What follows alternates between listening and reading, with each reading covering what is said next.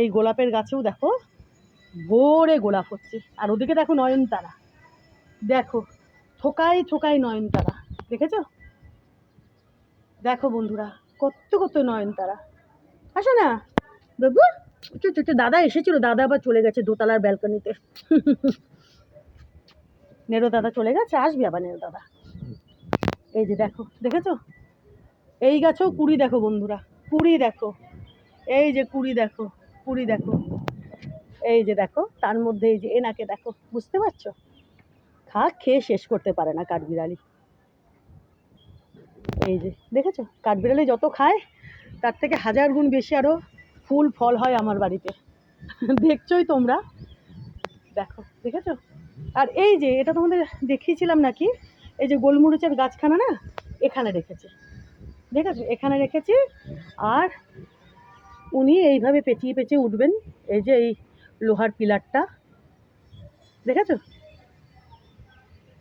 আমার মনে পড়ছে না আমি তোমাদের এটা দেখিয়েছি কিনা, তো আজকে দেখিয়ে দিলাম।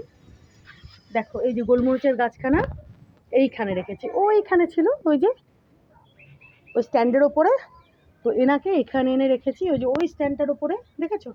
আর এটা দিয়ে একটুখানি জড়িয়ে দিয়েছি, ইনি বড় হবেন আর এই পিলারটা জড়িয়ে জড়িয়ে এগোতে থাকবেন, ওপরে উঠতে থাকবেন, আর প্রচুর প্রচুর গোলমরিচ দেবেন।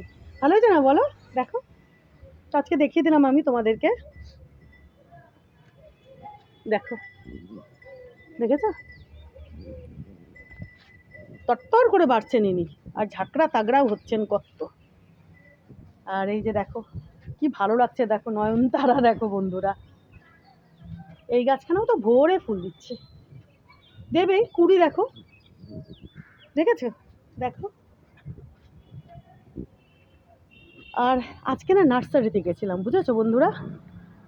তো বিশেষ করে আমি ভিডিওটা বিকালবেলা ওই জন্যই বানাচ্ছি। এই যে এদিকেও দেখো গোলাপগুলো, দেখো, ঠিক আছে? কি ভালো লাগছে দেখো, দেখেছো কি রংখানা কি!